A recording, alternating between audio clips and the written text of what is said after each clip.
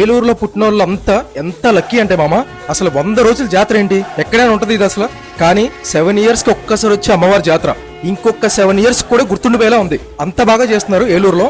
ఈ జాతర రోజుల్లో ప్రతి ఇంటికి టెంట్ ఉంటుంది, అంటే ప్రతి ఇంట్లో కూడా పండుగే. మన జాతర హడావిడి ఎలా ఉంటుందో ఎంజాయ్ చేయండి.